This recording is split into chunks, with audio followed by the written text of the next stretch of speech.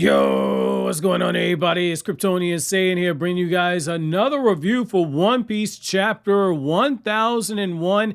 And I'm gonna say it right now. I thought, like last chapter, I thought this was it. This was like the end of the flashback, and it seems like we are still cooking with this. I am so intrigued, and I gotta say, the way that Oda decided to parallel Luffy going out to sea and show it under different circumstances for Bonney, it kind of makes me want to see those two interact more now. Like, it really makes me want to see them interact more, especially just given the fact that the way that Kuma described Joy Boy and the way that he's able to fight and etc. As far as like with Sun God Nika, how it's like rubber and how he's free of will and etc.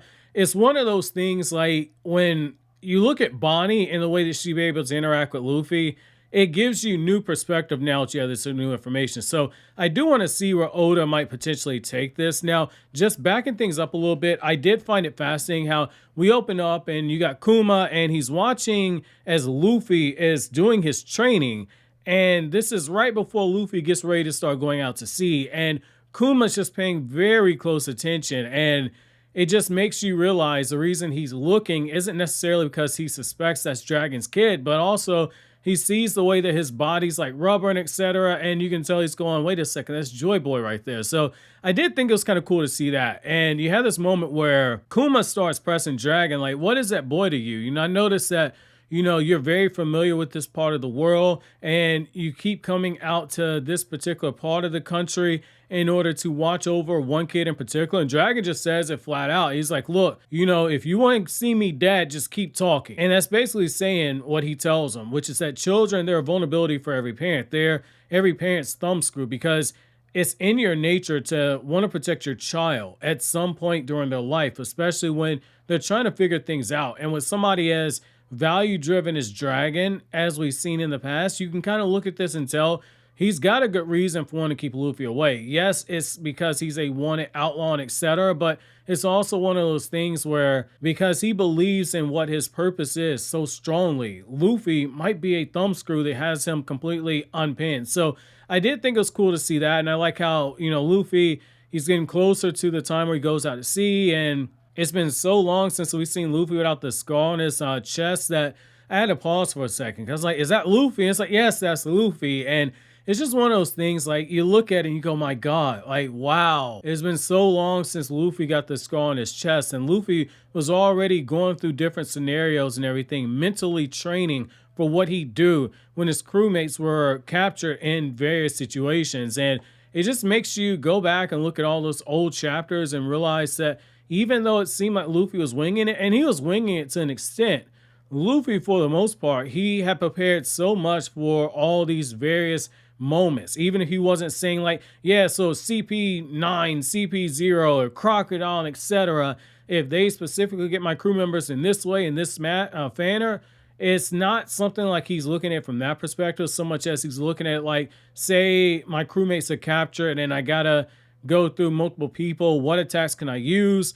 What are my limits? So I did like seeing that. It just shows you that even before Luffy met his crewmates, he was already taking it upon himself to be strong enough and be mentally prepared enough to be able to endure whatever situations they found themselves in. So that's actually the mark of a good leader right there. You know, the whole thing, like people say, some people are just lucky. No, some people are just better prepared.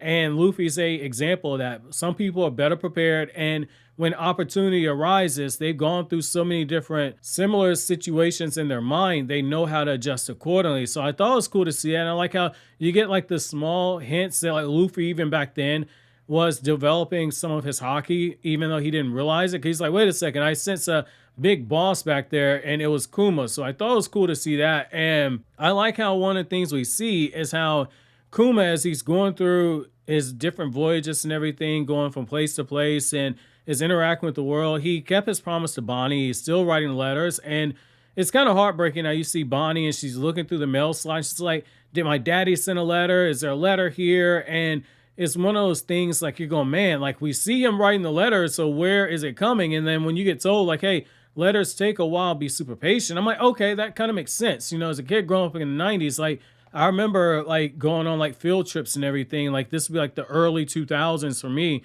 going on field trips. We went to like Washington, D.C. for a field trip one year, and we sent a postcard, and the time that it took for the postcard to be sent from Washington to where my family is, we were just getting back from the trip. So I saw that and I said, that makes sense. Like, they're taking stuff by sea and air and etc. But it's like, okay, that's believable. They don't have like jet planes and super fast cars. So I'm like, that makes sense. And what we find out is that the lady from the world government that is watching over Bonney this entire time, she's been ripping up the letters, and there's just this huge bucket of letters that are being ripped up. And it just makes you realize, like, Kuma has been writing damn near every day. And like, that is so special right there. And like, somebody didn't have a father growing up like that, just seeing that kind of love that he's got for his child, that is so heartwarming to see that, because that's something that I would do if I had kids.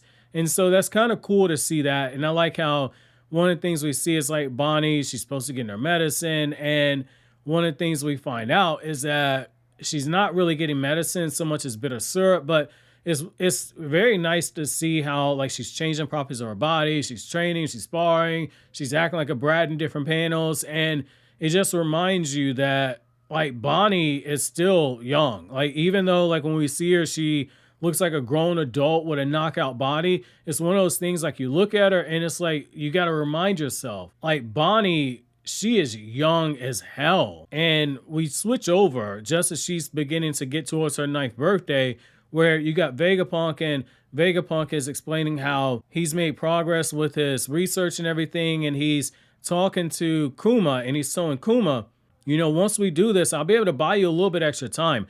I'll be able to get you another year, and you can do with that what you want. And so he hears that because he knows that he's going to lose his free will. And he's asking specifically what it means to lose his free will. And Vegapunk says, like, okay, like with your moral compass, like, you wouldn't kill a child. However, once you lose your free will, you're going to get orders to potentially kill a child. You're going to lose the memories and emotions that have made you human up to this point. You're just going to be a weapon. And so he's taking that time to write his child.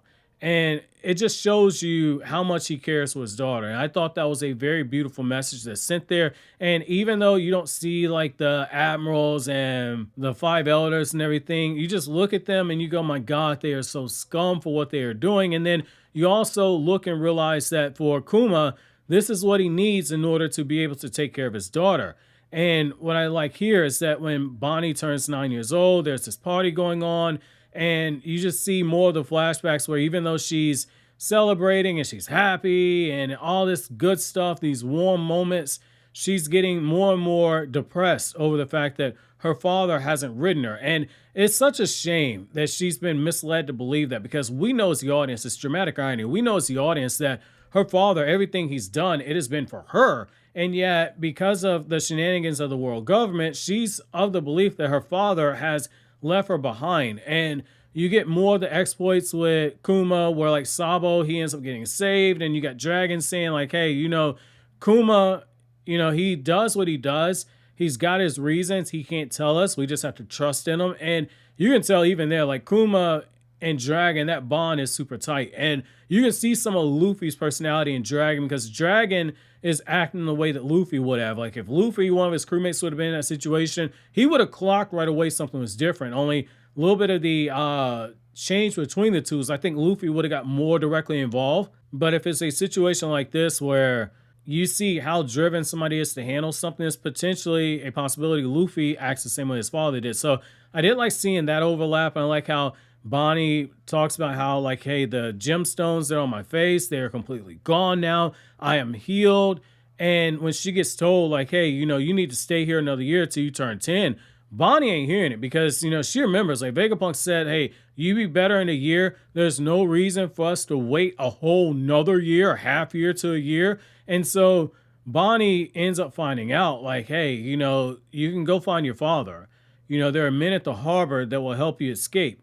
And Bonney gets excited because you got to understand, for her, she wanted to travel the seas and spend time with her father and everything. And that's not something that she was ever allowed to do because of her circumstances. And so she is now getting the opportunity to embark. And the old lady that's helping her on escaping, as soon as the government member comes looking for her, she's like, no, I'm Bonney. It's like, okay, that's kind of believable because Bonney can change her age. So you go, okay, that might have worked. It's just that they've been around her for so long, like they know, like that's not Bonney. And so lady from the world government ends up running off, and what we end up finding out is that she's like, I got authorization to use non-lethal force. I'm going to bring you back. And you see the people begin to start freaking out because she's starting to start flying through the air because she's using that skywalk and everything. And you have this moment where like Bonnie's thinking about everything that was said about Nika. And Bonney just transforms. And she's using that Gum Gum Fist. Only it's not the Gum Gum Fist, but it's very similar to it because she remembers how she was told that Nika's body, Sun God Nika's body, was like rubber. So I did think it was cool to see it, how she just knocks her completely clean out with an attack very similar to Luffy's, and Bonney is now going back out and she's gonna go out to the sea. I thought this was a very good chapter, man. Like it's heartbreaking, and it's one of those things where I almost want to say this is one of the sadder chapters because I understand how Bonnie's been robbed here, and it makes me want to jump back into the present timeline that much more. Again, I thought this was the end of that flashback, and I am pleasantly surprised. I kind of want this to go further, but I also kind of want to continue. But if Oda's cooking like this, my God, my man's got something huge planned.